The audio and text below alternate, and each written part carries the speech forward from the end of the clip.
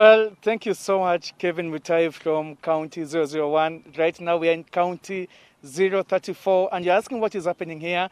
The police are actually just making sure that that particular directive, the cessation of movement order issued by the president, it is being enforced or rather effected here in Isinya. This is an international highway. Remember that this particular road, you can have it goes all the way to the Namanga border on your way to Tanzania. Having come from the Nairobi CBD, of course, via Kitengela, and now we are here in Isinya. And this is just is that the usual script when it comes to manning these particular roadblocks? They're just allowing goods to pass through this particular roadblock. And it's not just any other good. It has to be essential goods. And also the personnel that are being allowed to go through this particular roadblock or rather barrier like the vehicle you just saw, the personnel they have to be offering essential services. But right now, I just want to talk to Aden Ahmed, who is the Isinya Sub-County DCIO officer in charge of this particular barrier. Just tell us about the operation so far. How many have you managed to turn away? And those who you allow access, are they cooperating or do they have the required documentation? Thank you. Welcome to border number 10 along Isinya Kajiado Road. This is the start of Nairobi Metropolitan. And it's between Isinya and Kajiado. As you said, my name's Aden Ahmed. I'm the Sub-County Criminal Investigation Officer, Isinya Sub-County. I've been here for some days, and what you have since witnessed, and as we are seeing, is that we only allow vehicles that give essential services. Those other vehicles which have no business, we don't allow to pass through this barrier. Yeah. And talk about the essential services. We've seen some lorries, actually the ones that usually ferry sand, and of course sand is a construction material. Are you allowing even the kind of vehicles transporting building materials to pass by? Very well. Those are one of the conditions we are being given, that we allow them safe passage. As long as they fall under that schedule, we allow safe passage, subject to allowing the driver and a turn boy or a spare driver. Only 2 or 1 in the vehicle. What are some of the many reasons and actually,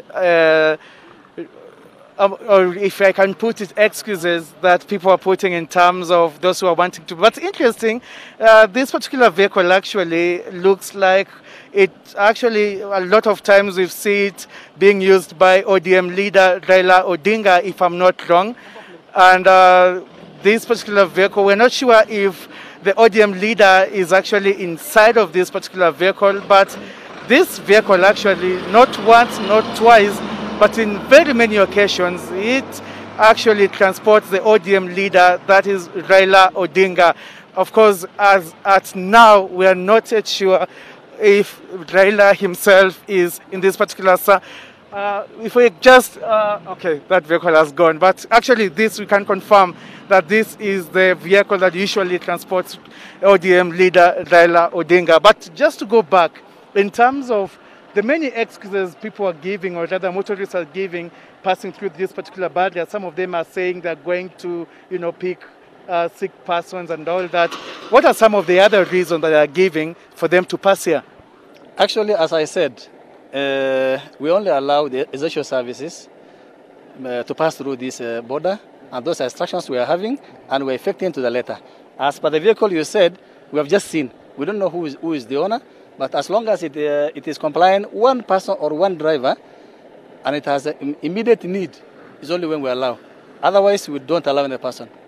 You have witnessed yourselves while you are around. We have returned several vehicles, small vehicles, and these big lorries you are seeing, for lack of documentation. Subject to documentation, we allow entry and exit. There has been no documentation, no entry, no exit.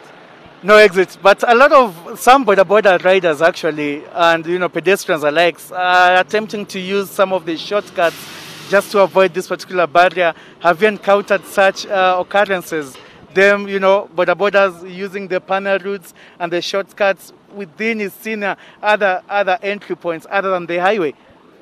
As you stand here, you are seeing we have officers manning the Panya route. So in our place, I don't have a problem whereby borders and other vehicles are headed to us. This is a strategic place where it was noted to be a strategic place. No vehicle can pass Panya route. No piki yes, but no vehicle can pass Panya route. Okay. Yeah.